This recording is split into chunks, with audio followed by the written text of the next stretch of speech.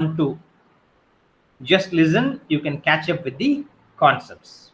So as I told you, today we are going to discuss about the various nuances associated with action research. What is action research? Today let me start with the definition and the learning goals. Let me share my screen and give you an overview of today's discussion. The last 15 minutes, let's have an one-to-one calibrated and focused discussion based on my presentation. So here we go. Let me share my screen and move on to action research.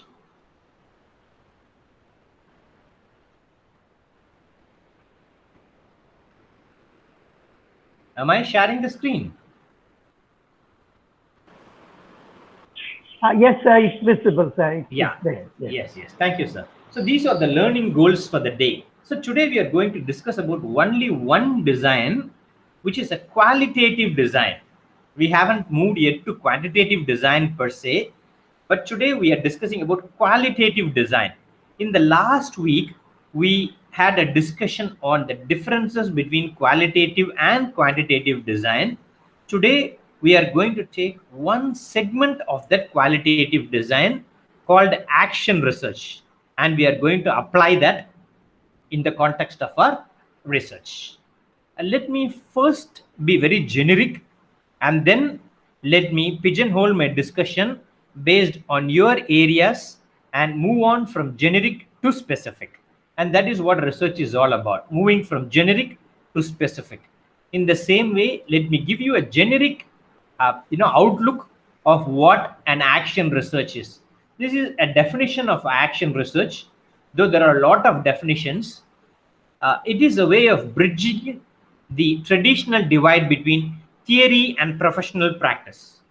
Last class, I was asking you about the theories that I was asking you about the theories that you wish to apply in the context of your research. And you all told me the theories, right? Now, action research bridges is a perfect bridge between theory and practice. Let me be more specific. Suppose you take a particular theory, and every theoretical lens, as I told you in the last class, will be based on certain fundamental premises, certain key concepts, certain tenets, certain principles, and you will actually design your research based on your principles. That is what is theory. Practice is if you take these particular theoretical concepts and apply it and see whether it works or not works in your context. That is practice. You get my point? Theory is the principles, the fundamental tenets, the practices, the leading schools of thought, the different proponents, the pioneers who come out with their own definitions and concepts of what works and what doesn't work. If you take their principles, which perhaps has worked in their context, you are not convinced. It is not because just because it has worked for David Willis, just because it has worked for a legendary or a pioneer in a field, it doesn't matter that it has to work for you. So if you take any theoretical principles and apply the principles in the context of your research, see if it works or not works, and arrive at your own conclusions, that is called as action research. So action research is a perfect blend of theory and practice. It's a kind of an interface. You are not convinced with what someone says. You actually take it and apply it in the context of your research and come out with implications. Taking actions, that is called as action research.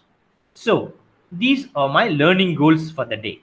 So by the end of my lecture today, you should be able to define the purpose and the uses of action research. Why should we carry out action research? What is the purpose of action research?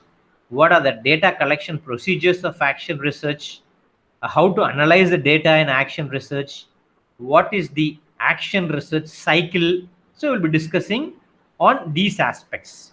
And then types of action research design. There are types. There are predominantly two types. I will discuss with you what those two types are. Thirdly, let's discuss the key characteristics of action research. Every research will have certain characteristics. Similarly, action research will have key characteristics. What are the characteristics of action research? We will discuss that. Thirdly, and fourthly, let me describe the steps: step A, step B, step C, step D. What are the steps in conducting an action research? And finally, I will be discussing today on how to evaluate an action research study. Okay, so this is what we will be discussing. And all through our discussions, maybe in the remaining span of maybe 5 or 6 classes, I am going to be with you and discuss about the methods. Always now and then I'll go back only to your topic, because my specific target is your topic.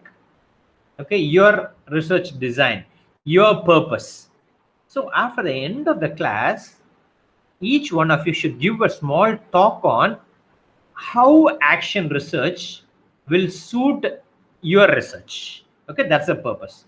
After I finish my session today, I want each one of you to, you may stop me at any time. If I am not clear in articulating my opinions, you may stop and I can give you more examples. But by the end of the day, I want each one of you to talk to me about how action research will be appropriate to your study. You can even justify that it is inappropriate, but that doesn't matter. But what I am looking for is, if you can understand these concepts and place it in your context, it will be fine. So that is the purpose. So I want you all to give me a short talk on the last few minutes. That is called implementation plan. So I'll try to discuss both in the context of ELT and literature, because predominantly it is an ELT fraternity. I think it's only one candidate is working on multiculturalism, but let's try to cater to everybody's requirements. So having defined what is an action research and having set my learning goals for the day, let me actually start my session. Okay. All right. Now, this is a more perfect definition of action research. It is a process in which participants examine their own educational practice systematically and carefully using the techniques of research. Now, what are your practices, your research practices? Let us reflect on this for a moment. Many of the researchers here are at the threshold level. Just now you have entered into the serious research venture, and most of you are practitioners, I understand, who either practice at the school level or at the college level, or maybe full-time researchers or literary candidates. So to all these candidates, you are in a process to examine your own practice. First, let me take ELT. Let us say some of you are teaching, maybe at school level or at college level. Now you are examining your own practices. How? Systematically. We will discuss what systematic is later. And how do? You are reflecting on those practices using the techniques of research. So action research has certain techniques to reflect. So if you can reflect on your teaching practices. Now, what do I mean by teaching practices? Let us take the head of the institution. Okay, I just wanted to very carefully observe. This is what is called as a research cycle. let us take the head of the institution. The head of the institution, or the one who is running an organization, will very much focus on the policy level, may focus on classroom management, may focus on revamping the existing system, may focus on recruitment, may focus on the quality of teaching. So these kind of observations will be done by policy level. Let us take, you are a practicing teacher, a practicing teacher. Probably a practicing teacher will reflect on the methods of teaching, will reflect on the assessment patterns, will reflect on the learning output of the students, will reflect on any of the macro skills called listening, speaking, reading, writing, vocabulary. So you will do research on any one of these areas. Similarly, a literature candidate may reflect on approaching a particular author through any particular theoretical lens. So, regardless of what you do, you are only systematically reflecting on something. There is a difference between casual reflection and systematic reflection. Let's say that I have a session with you today. I mean, of course, I am having a session with you. By the end of the session, if I can reflect my own pedagogy, well, did my message reach everybody? Was it really interactive enough? Was there anything wrong with my methodology? How do I know that my learners have understood? Did I give them any assignment to evaluate? Did I make them speak back to me? Did they understand the concepts? These kind of reflections I do in my action research. Suppose I read a particular text. This is how others have approached this particular author. Now, can he be examined more systematically? So that is called as action research. So action research is a process in which you examine what your own practice, and most importantly, we observe other practices. But do we spend a lot of time to reflect on our own practice? And that is called as action research. So, to give you a simple example, you read a particular methodology, let's say task based language teaching, universally acclaimed, very much accepted. A lot of research papers have been written in this regard, branded as a very successful method. But will it work in your context? You are not happy with the readings, you don't bother about who said what. You actually want to take those principles, test it in your real classroom context, and find out what the results are, and probably see and justify if it works or if it doesn't work. And you are taking a concrete action, and this is called as action research.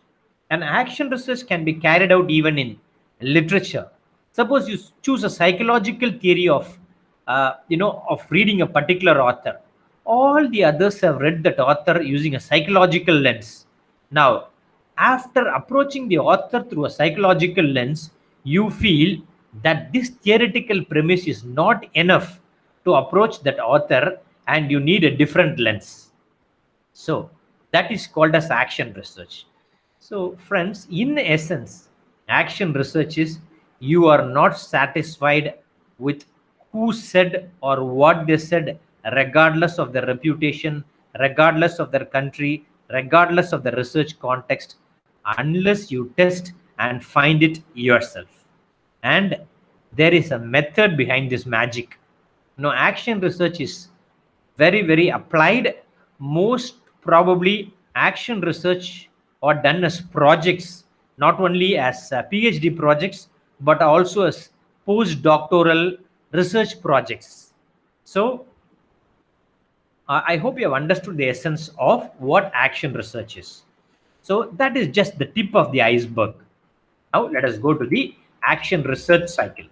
So far, am I making myself clear to you on what action research is? Yes, sir. Yes, Yes, sir. sir. Yes, Yes. yes, sir. Yeah, thank you. Can one of you define what action research is based on your understanding of what action research is?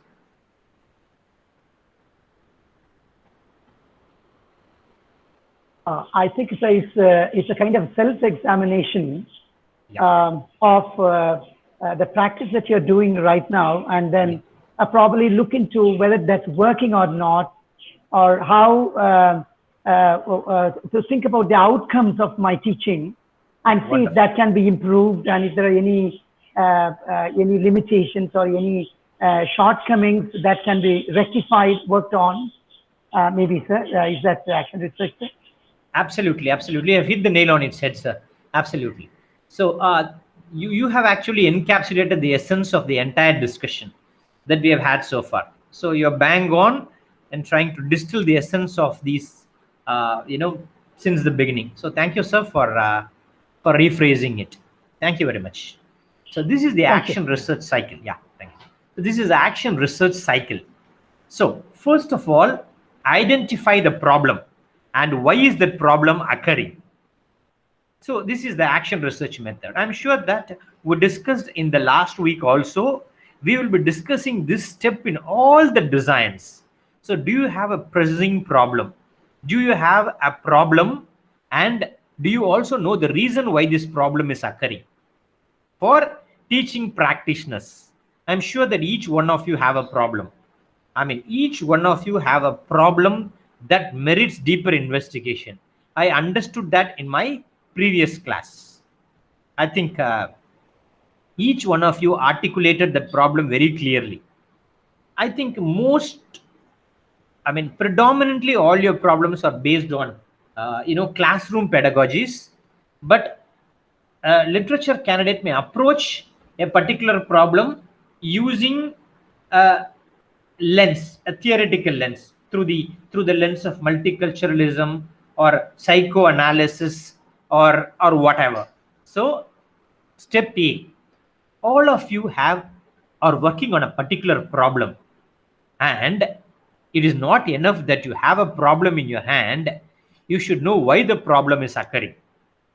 Okay. And again, this was very clearly articulated by some of you last time, because I believe that predominantly people are working on speaking. There is a researcher who is working on writing as well. So there are some problems with two terminologies you need to be very aware of. One is called as problem at the macro level, and the other is called as the problem at the micro level. A macro level problem is the larger picture. The problem in communication skills, it can never be researched in one's lifetime. It's a macro level. Again, uh, you can't take, the entire works of somebody. So let's say an author has written 6 to 7 novels. If you take all the novels and evaluate the author, that can never be accomplished in depth. There is no end to it. But if you can break your macro problems into micro problem, that refers to identifying specific problem. Okay. For example, let me take a particular a topic. It's the literary devices in the poems of Robert Frost. Let's take this example. What are the literary devices? There are volumes of poems of Robert Frost. See, if I'm going to take all the poems and discuss all the literary devices like the simile, the metaphor, the onomatopoeia, or all the other aspects, or imagery for that matter, or symbolism, this is a macro level problem. But if I take it into micro level, let me take out only imagery in the poems of Robert Frost. It's a micro level problem. I'm looking at only imagery of Robert Frost poems, micro level. Again, I can break that micro level into smaller microns. Like I can look at imagery as visual imagery, auditory imagery. I can break it into finer segments. Similarly, communication skills, a macro problem. You can never solve the problem. How can you dwell into communication problems of your students and help them overcome that? Probably you can break it into micro level and take one thing. like listening, speaking, reading, writing, or vocabulary. Again, that is macro. That speaking should once again be zeroed in at a few micro levels. If it's speaking, what is it? Fluency? Is it accuracy? Or is it discourse management? Is it interactive communication? Is it vocabulary? So those kind of micro level problems is where you go and identify which problem you are addressing. Okay, in action research, that's very important. Action research should actually zero in on any one particular problem. As I said, by the end of the class, I want each one of you to tell me how this action research fits into your research context. All right, so identify problems not at a macro level but at micro level. So rather than talking about writing in what? In speaking, what? So that's identifying problem. And why is the problem occurring? Why is the problem occurring? When students do not have accuracy when it comes to interactive communication, why is the problem occurring? So you need to give a strong rationale of why the problem is occurring. And please remember step 2, why the problem is occurring is based on your observation, is based on your own action. That is called action research. Friends, it is not based on literature review. Literature review also supports your logic. Literature review also supports your ideas. But it is not only based on literature review, it is not only based on your readings of meta-analytic reviews or scooping reviews or systematic reviews or the entire research papers. It doesn't work that way. Lot of authors would have spoken about many problems, but what is the problem that you have encountered in your day-to-day practice, and why is that problem occurring? Is it a first-hand experience or a second-hand experience? So if it is a first-hand experience, that is a strong rationale for an action research, because the output or the offshoot of action research culminates from the researcher's own practice or the researcher's own observation. Again, I mean, if I read poems and I see different readers, I mean, different previous authors have approached, uh, you know, Robert Frost at different levels, but nobody has dealt with, visual imagery in his poems. And if you understand that, take one micro level problem and do a discourse level analysis of it, that is action research in literature. But in ELT, it is direct observation. It is direct observation. So I think now you will reflect on how action research is suitable in your research context. Step A, keep reflecting. Keep reflecting as I talk, because what I want you to do is I want you to take you on a metaphorical journey. Like, whenever I talk, because in between I don't want to have long Q&A sessions, it's only because of the paucity of time. My classes are never this way. I never expect, I'm sure that most of your classes also will be like that, because we don't expect to explain the content entirely and then expect the response, but then we have a larger chunk to cover. So please reflect. We don't have time for in between sessions. That is why. So step A, you understood. Step B, create a strong action plan. What is action plan? Action plan refers to how are you going to solve this problem. Okay, let me give you an example. An action plan refers to, suppose you have chosen speaking as one of your research problem that merits deeper investigation. And in research problem, you deal, let's say you deal with prosodic features, or let's say you deal with pronunciation. You deal with pronunciation. Then you will create a strong action plan. When I say action plan, in pronunciation, what are the nuances of pronunciation? What are the segments in pronunciation? And what are the aspects of pronunciation that you are focusing on? Are you focusing on intonation patterns? Are you focusing on the sentence stress and the word stress? Are you focusing on the phonological features? So but if you are going to focus on the syntactic features or the semantic features, then you are out of focus. You should focus as a pronunciation expert. You will focus only on phonological patterns. That is called an action plan. Action plan is what are the micro aspects I am going to focus on. Action plan. In my class, I am going to diagnose what kind of problem students have. Is it what kind of pronunciation problems do they have? So again, if it is speaking, as I said, is it phonological problem, or is it semantical problem, or is it lexical problem? What is the problem? So that is called a rough outline. Then you will create an action plan. Step A, am I going to give a test to find out what is their problem? Or am I going to give them a small talk and going to record the talk? Am I going to carefully observe what their problems are? Or C, am I going to call the student, conduct a small interview with them, ask them what their problems are, uh, you know, and am I going to set up an interview with the teachers of the student and ask the teachers?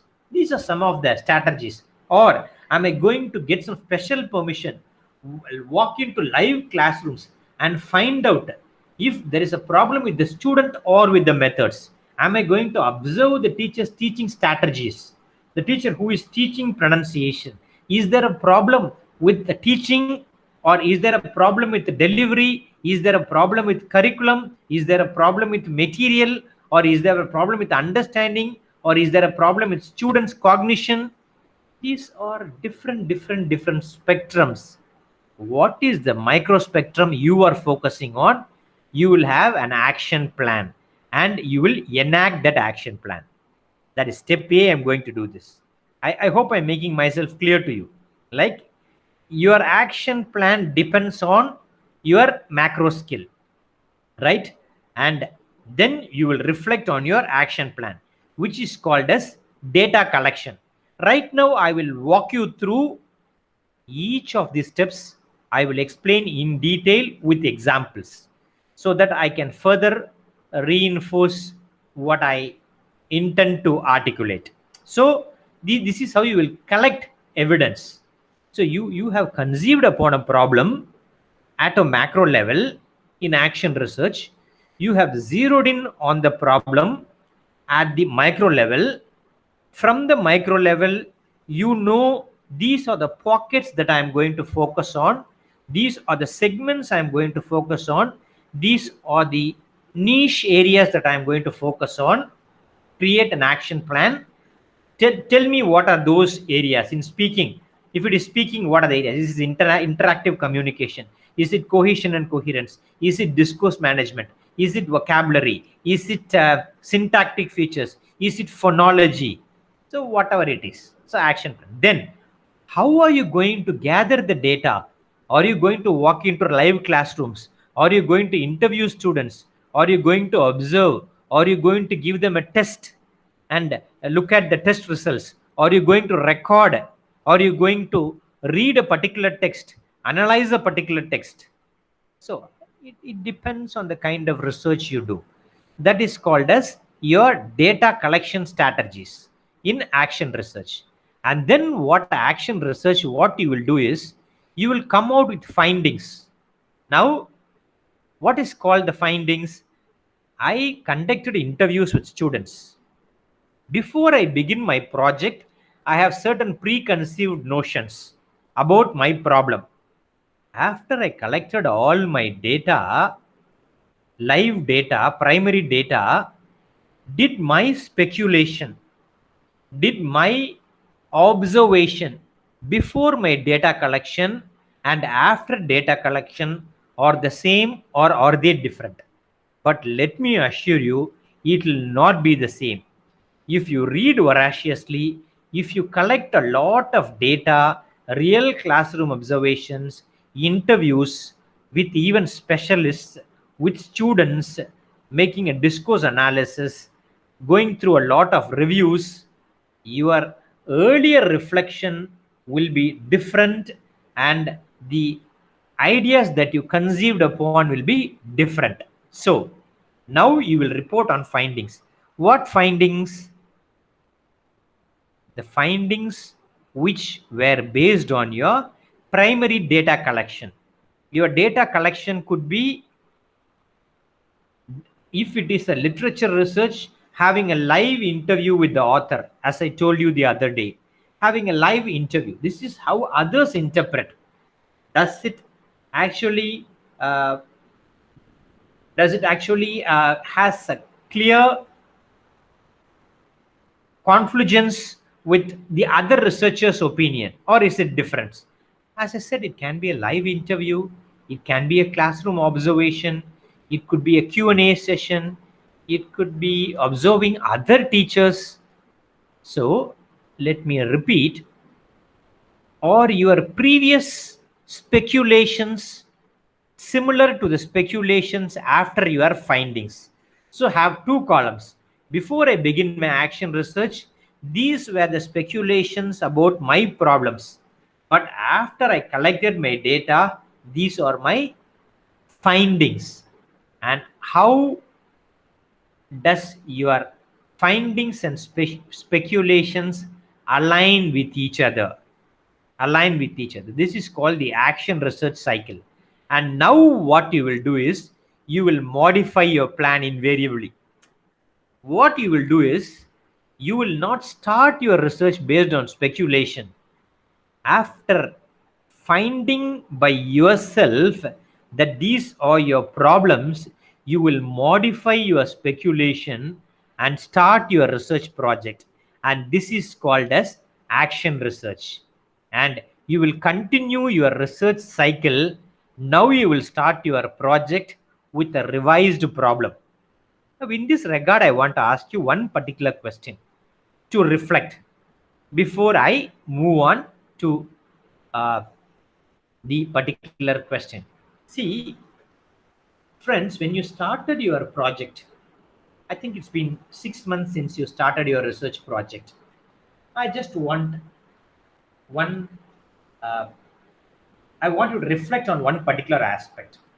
Now, since the time you started your research, when you conceived upon a particular topic, I'm sure you are all pregnant with ideas and you actually want to deliver those ideas. And those ideas that you conceived upon was based on your preliminary readings.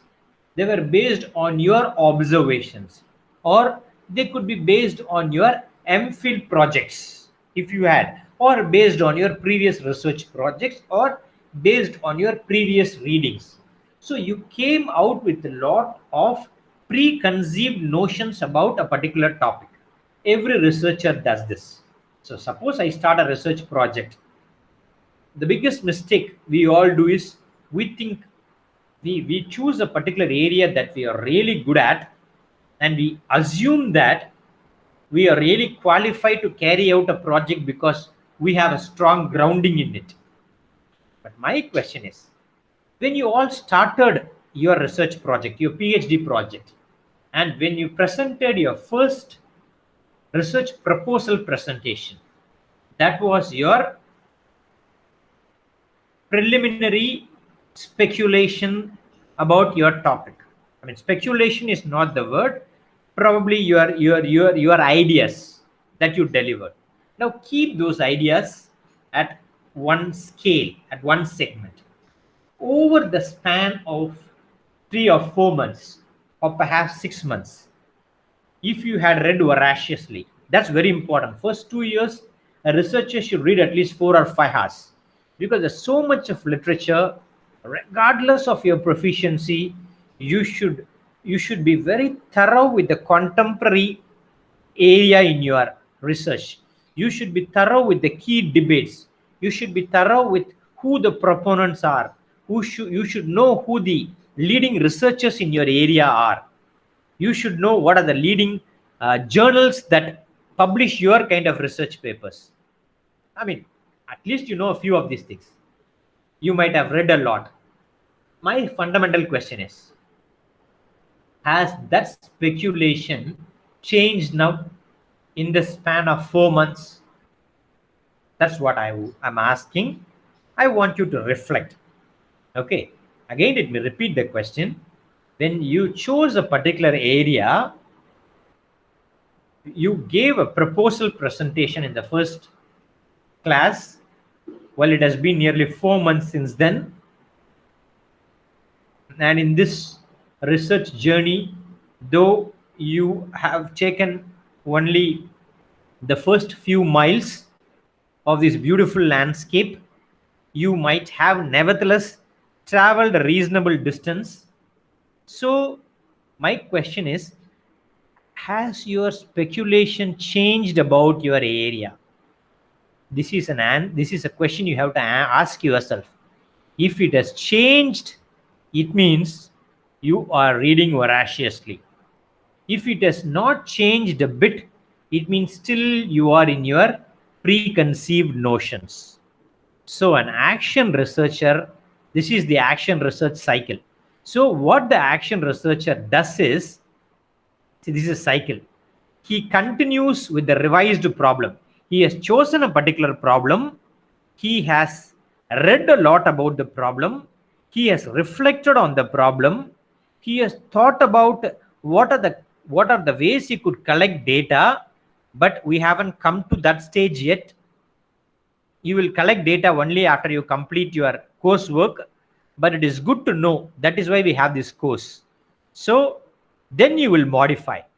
If your opinion has changed, for researchers who have chosen task-based language teaching, for researchers who have worked on communicative language teaching, for researchers who have worked on writing pedagogy, for researchers who are working on the phonological aspects, the pronunciation problems on the learners, for researchers who have worked on multicultural aspects. I think I have discussed with all the researchers who are here.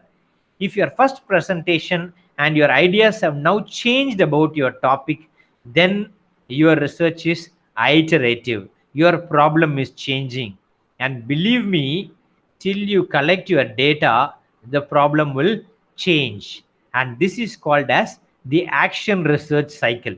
It's a kind of an iterative cycle. It's cyclical. So it just keeps changing. And then once again, you will come to a problem and think why it is occurring. And this action research cycle should go on for at least 1 year. And that is why action research as a method is introduced for every researcher, regardless of the domain. But it is very much applied in the context of ELT. So this is called as action research cycle. So let me just move on. I think I have a lot today. I'll see how many objectives I have fulfilled. I think I have defined the purpose and uses of action research, but I haven't yet discussed the types of action research and how to actually conduct it. Now let's move on to the other areas. Because it's iterative, I'll share the document. It is for you to just go through it and understand it in its entirety. So you can entirely understand this. But having said that, let me move on to certain important fundamentals of action research, because I will not have time to discuss the entire aspects of it. Okay. All right. Now let us come to these two important concepts. When do you use action research? Now, look at these 5 bullets here and tell me if this action research is suitable for your study. When you have a problem to solve. I'm sure that all of you have problems, don't you? Choose action research when you have an educational problem to solve. Okay.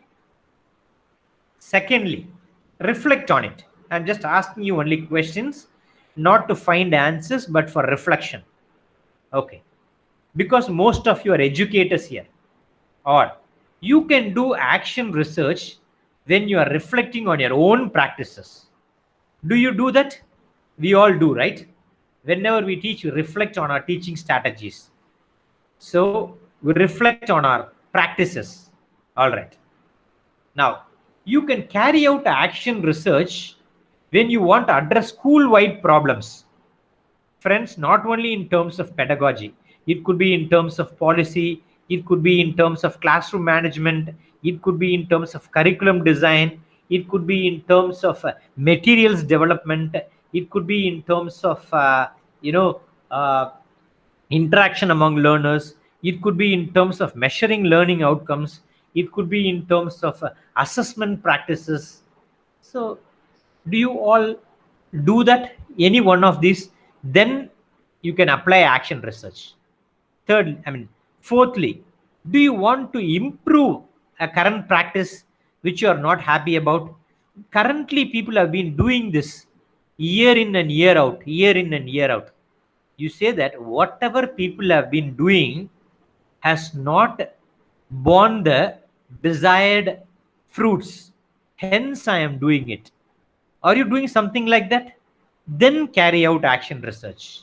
Or do you want to actually do a collaborative research project, but not definitely at this time of your career?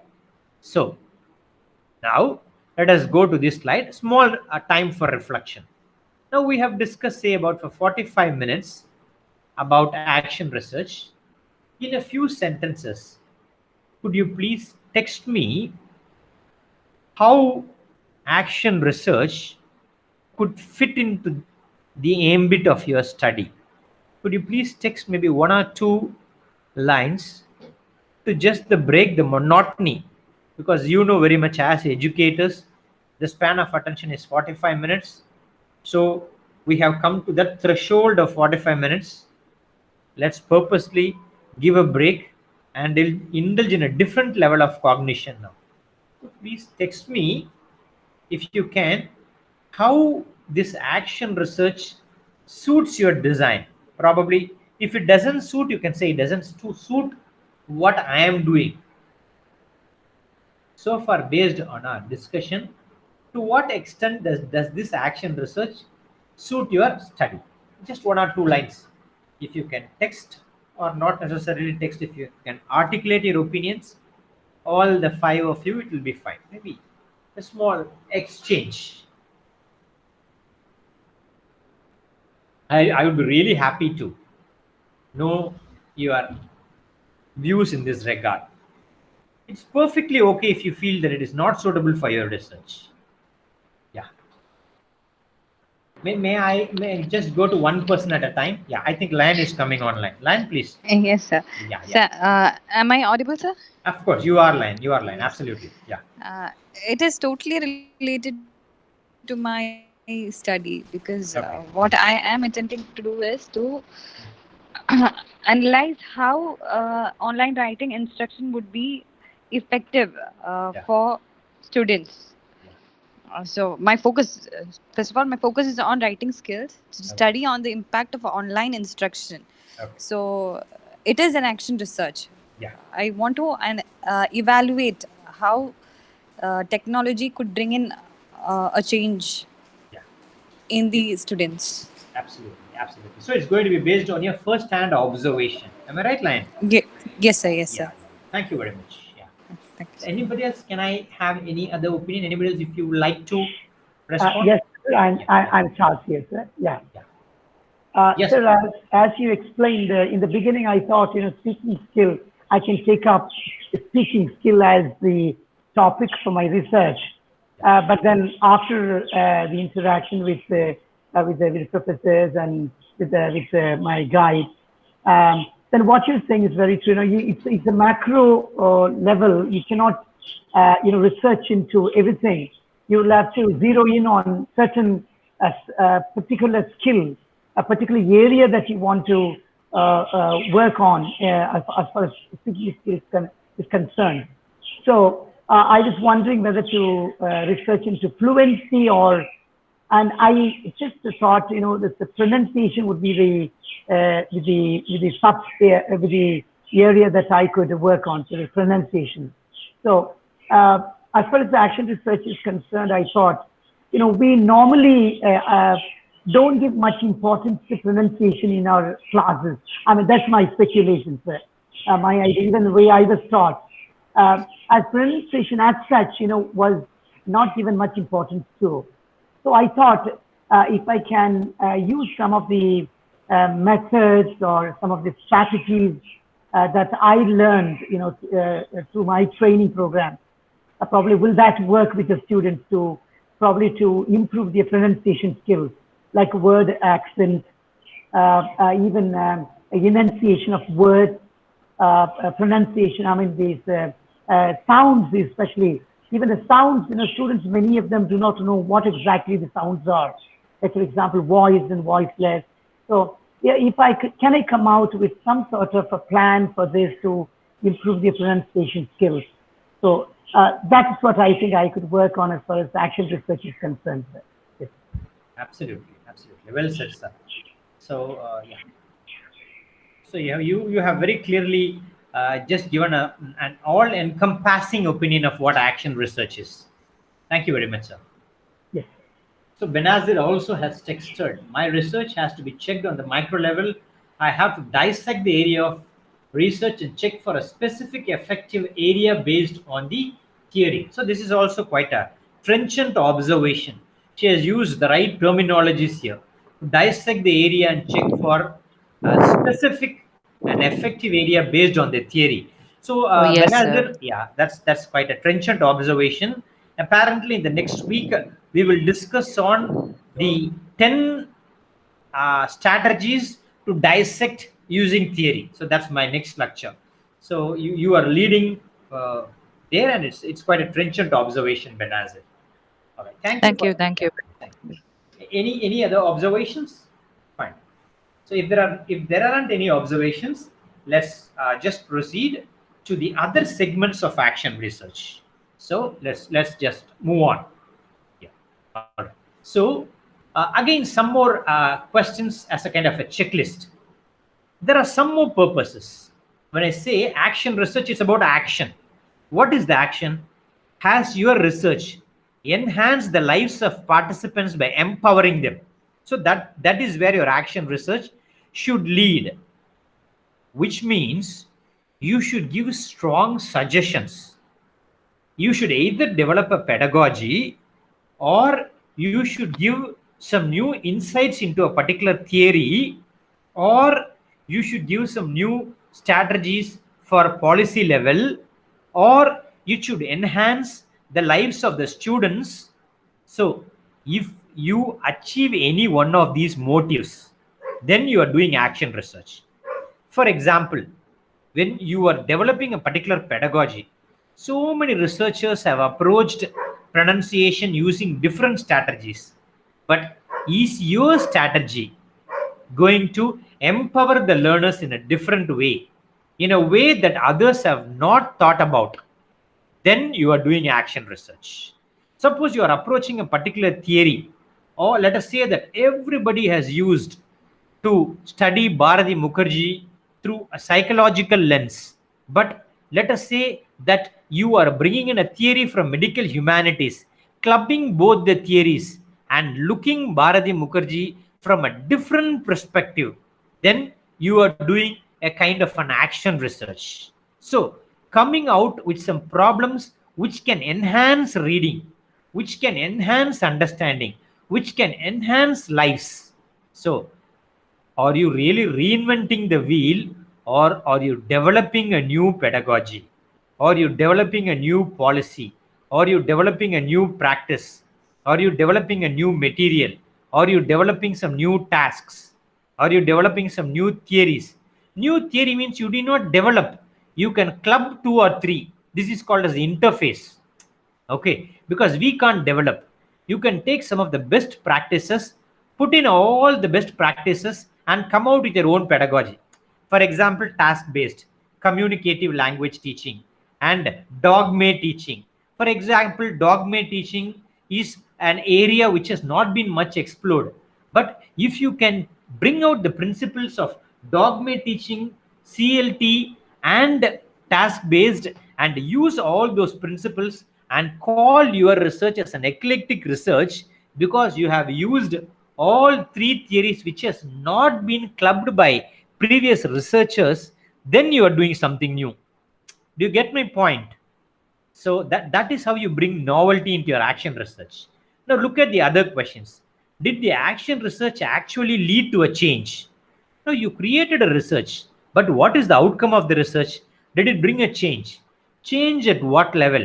It can be changed at a student level, not in the entire class. It can be a change at one student level. And this qualitative design is called as the case study design, which I'll be dealing with a little later today. So, action research is based on, are you leading to a great change, a positive change in the life of an individual, in the life of a curriculum, or looking at theory from a different lens, or in the life of a student, or if you're dealing with pronunciation, is it going to help the L2 learners to develop pronunciation patterns? So, what kind of change are you bringing? What kind of solutions are you giving to problems? So, theoretical action research is also called as solution based research. Action research is also called as solution based research. Okay, and look at the last point. Was the action research reported to the audience who might use this information? This happens at the project level, because people may use the findings of your action research for developing policies, for national education programs, for MHRD documents. But this usually is being done by a group of researchers who do action research. So let us move on very quickly to some of the steps of action research. Okay, let me actually walk you through very quickly. There are two types of action research designs. One is called as practical. People from ELT, language teaching, will choose practical, and students from literature background will choose participatory approaches.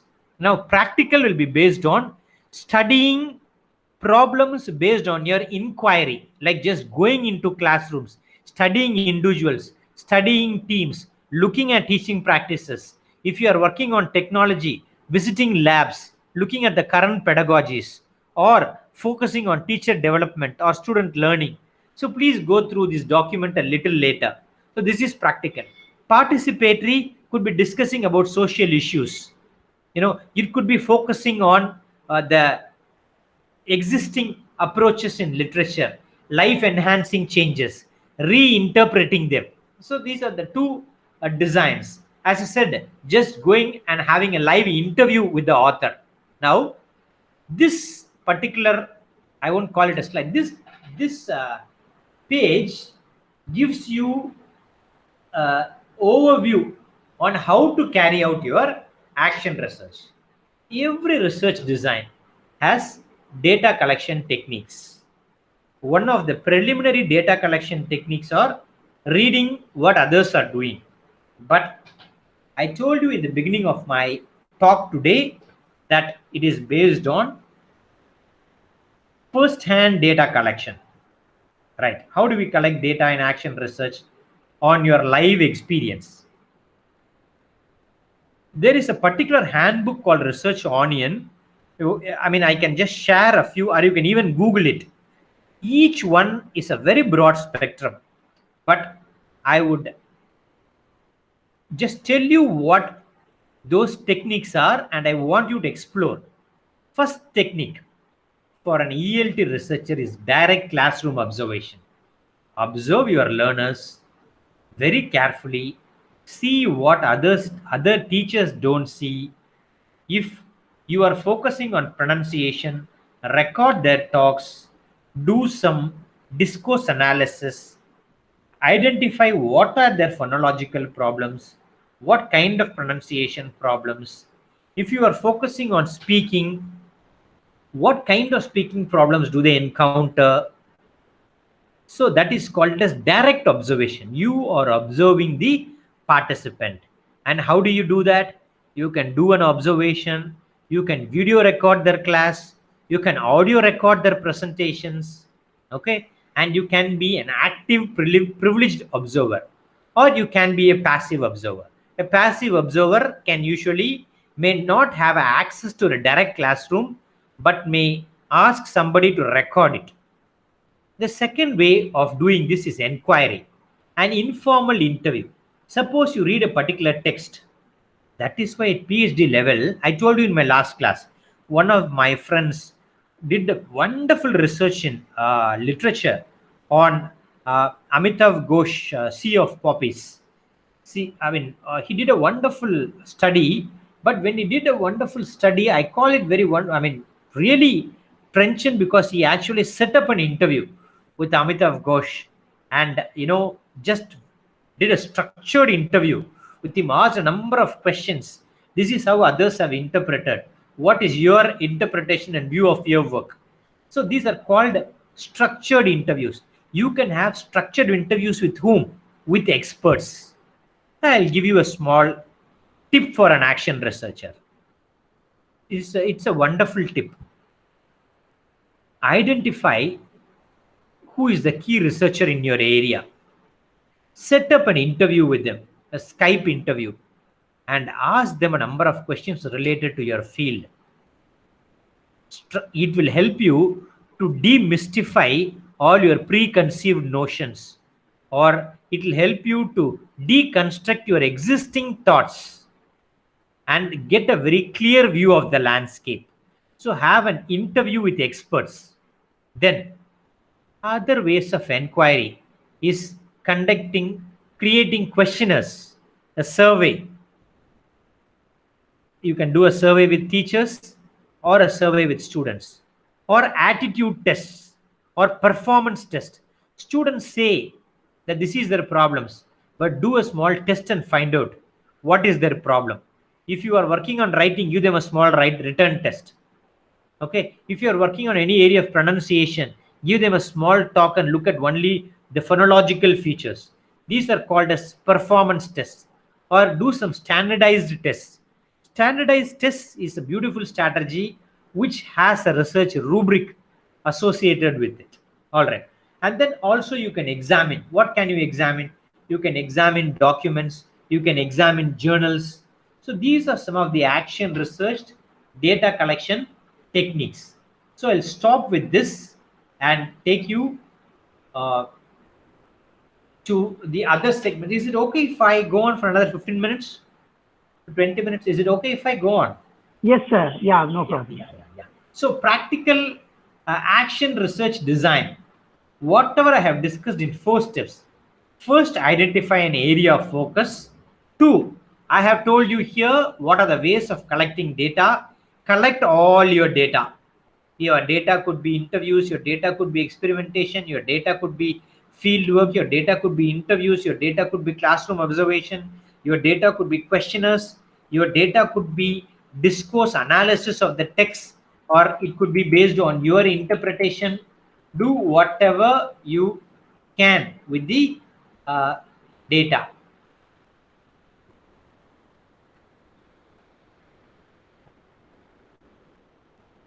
Just hang on a second. Let me move to, because it's very iterative and I'm not following a very linear approach to the presentation, because a research action research is not linear.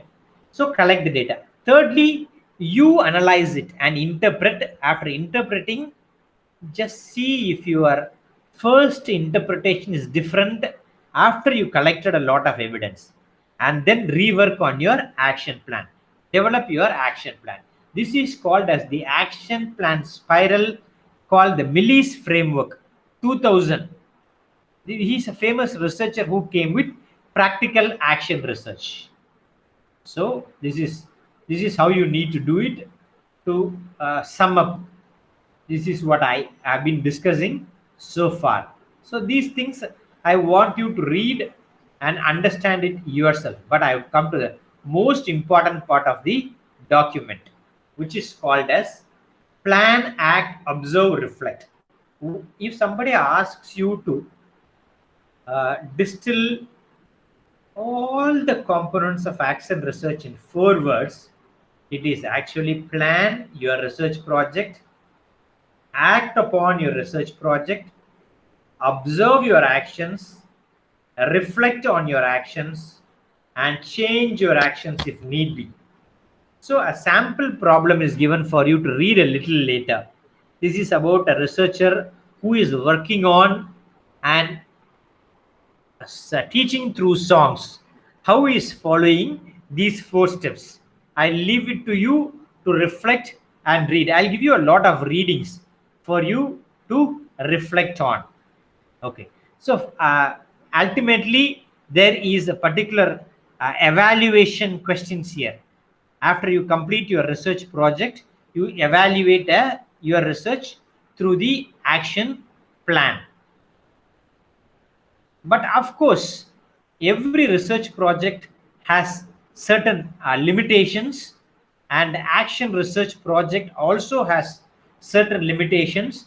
I have discussed about some of the important aspects of action research. Today, purposefully, I leave all the other aspects for you to read it yourself, because I will also share with you a particular document related to action research. So far today, I have discussed with one aspect of research design called as the action research. So I'll take another 10 to 15 minutes and very quickly take you to another design called as case study design. Case study design. Very quickly, I'll not take more than 10 minutes to discuss case study design, because case study design is also the offshoot of action research. Many researchers usually adapt an action research design and the case study design. But this beautiful book, which I have been discussing with, this book has a lot of beautiful exemplars on action research with Michael Wallace. And this particular book on action research, if you happen to read, please lay your hands on this book. This researcher does not differentiate case study design and action research design. Now, let me tell you what a case study design is. Okay, a case study design. Any idea what a case study research is? Because people do a lot of case studies in fields like MBA, management. They do a lot of research in case studies. What is case Yes, sir. study? Actually, Yeah. I did a case study research when I did my BA. Wonderful. Yeah. So it's all about to find out what is the problem with the student and what is the background. So what is the barrier that no he or she is no having and all those things. So Absolutely. Absolutely. Absolutely. Case and study. yes, sir. And I can all I mean like to give a suggestion and uh, somewhat similar to diagnostics study. Yeah. Right. Yes. Wonderful. Wonderful. But let me tell you one thing. Case study is usually done at an institutional level. Like, if you look at certain institutions, why are some institutions so successful in their pedagogical practices, and why aren't certain institutions so successful? If you make these kind of research studies, these are called as institutional case studies. Okay, there is a particular framework, and as Sharanya said before some time, a case study can take place at an individual level. See, for example, case studies can take place very much in a medical field. I will give an example in the medical field and then use our field to give you clear examples. Let's take medical field. Okay, in a medical field, let us say that a particular patient who comes out with a strange problem, because he is a continuous smoker, and doctors have said that he does not have blood circulation in his legs, and he has some gangrene formation, and so his legs have to be amputated. Okay, the doctors have said this is a clear case that your legs have to be amputated because you are a heavy smoker. But there are also other heavy smokers who come there who need not go through such results. So people go through their lifestyle observations. Why is one candidate severely affected, whereas why is not another candidate affected despite his smoking habits? So doctors do these kind of case studies.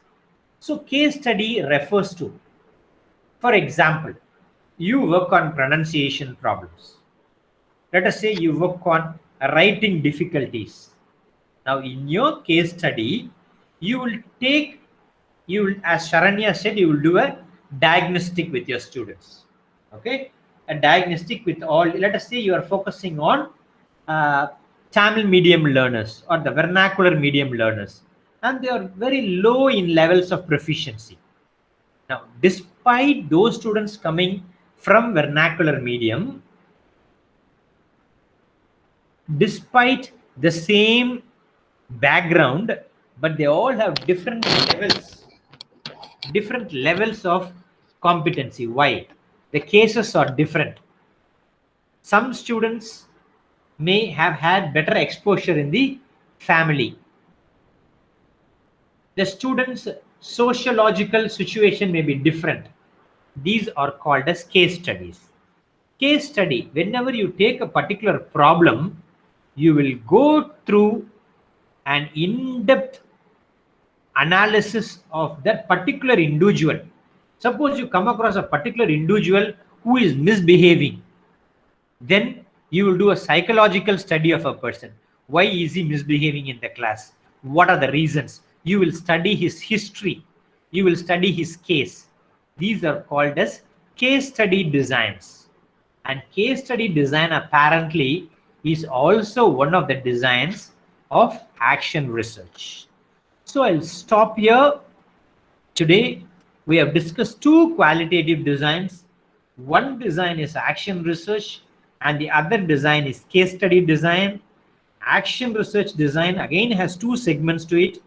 One is participatory, and the other is common. And I also discussed in today's lecture about the different segments of action research, the different cycles associated with action research, the data collection process required in action research, and how to carry out action research. So I think with these two strategies, I'll stop for the day. And in my next class, I'll focus on, as Benazir as beautifully articulated, we will discuss on how to dissect your research using 10 aspects of theoretical lens. And this is going to help not only the ELT researcher, but also the researcher from literature. So I'm just giving you a small cameo shot to hold the suspense, because this particular class today has catered to the requirement exclusively of ELT researcher and very little on literature researcher. But my next lecture will be a perfect blend of both. And after I complete theoretical research, my entire cycle on qualitative research is over. So qualitative research is only three designs. One is action research, other is case study. There are many aspects of qualitative, but I'm focusing on qualitative design for ELT and literature. So in my next class, I'll focus on theoretical and ethnographic research and wind up my qualitative. And in the next week, I'll be focusing on quantitative, and thereafter the mixed methods design. So I'll stop with this. If you have any clarifications based on my presentation, you may shoot your questions at me. I'll be glad to ask. And it is not that you should ask me questions only pertaining to the context. You can ask me even out of the context. I'll be very glad to help you, whatever confusions you have, because day in and day out, I do this kind of consultancy for many people. And because you are all research scholars from Crescent, if you have any specific questions, you may shoot out, and I'll be really glad to do the best I possibly can to throw more light and to clear the air related to your research. At any point, not necessarily this class, at any point you may ask me any clarifications you have. So Do you have anything to ask me, or any question? Excuse me, sir. Yes. So I just wanted to share with you one of the problems in some of the professors, I mean almost all the professors in my department are facing right now. Okay. Now that the second semester continuous, second 2 continuous semesters are online. Yeah. And one common problem that we observe is that students don't respond. Yeah. Whether it's to the chat box or I ask them to, in spite of all the encouragement and flexibility, and still the students, I don't know what exactly the problems are. So every teacher, professor complains that students are not responding. They're not doing the ABC tasks that we have divided synchronous and asynchronous classes. So asynchronous classes, so we give them tasks and then they don't do. Only out of 30 or 40, only 10 of them respond, and in spite of several reminders. So this is becoming a huge problem in the sense for the professors to assist. It becomes very difficult, and we have to mark them absent for non-participation. So I was telling the professors one day, do we look at these problems from the student's point of view? We are judging only from our side, that students are not participating, students are not responding. Probably they have some real issues, problems that are preventing them from coming out and then responding. And so I just the kind of schooling system that we have, I don't know whether that plays that condition the students not to really to be proactive and answering questions. Probably have they been conditioned that way, or the problems that may be due to pandemic, this is due to pandemic, or we don't know really. So my college also has asked me to come out with some research work by the end of May. Absolutely. So is there anything that I could do about it, sir? Yeah, actually, yes. That's a wonderful question. Yes. So what I see a lot of possibilities of really carrying out an action research in this area, and ultimately it all boils down in these interactions. We come to know what are really the niche areas, and what else could be a niche area for research than these kind of real problems. And apparently many of the problems you have been discussing earlier are problems which have been dealt with by previous researchers in various forums and through various lenses. But the kind of problems that you have now articulated are problems which are new, or problems which merits deeper investigation, or problems which require real lifetime solutions. So from a research perspective, I see it as really a niche area for research. A. B, what I see in this wonderful discussion or this wonderful feedback is, I see a lot of potential for clubbing in some of the popular collaborative theories that people do adapt in Western countries. The collaborative peer learning or project-based instruction, or this kind of autonomous learning, rather than this kind of lecture-based learning. Because the kind of research that you have articulated now, there is a lot of scope, but what's happening in Western countries to combat the problem that you have articulated now is that they don't have these real face-to-face collaboration. These real face-to-face teaching takes place, say, about for 15 minutes, and definitely there are non-participative learners regardless of the country. It is not a typical Indian or an indigenous problem, but it is a global problem.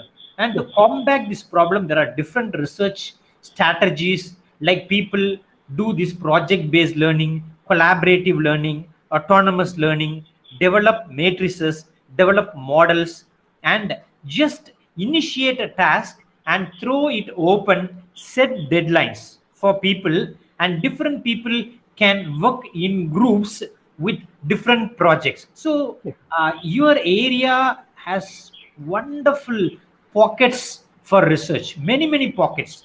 One pocket at theoretical level, another pocket at the pedagogical level, another pocket peer learning, another pocket action oriented research, and another pocket is kind of initiating real collaboration for non-participative learners, and autonomous learning. I think autonomous learning is a wonderful area which can reduce the teacher's talk time. Yes. And I mean, increase the student engagement. Yes. Just please hang on a minute. Just give me a second. Yes. Just give.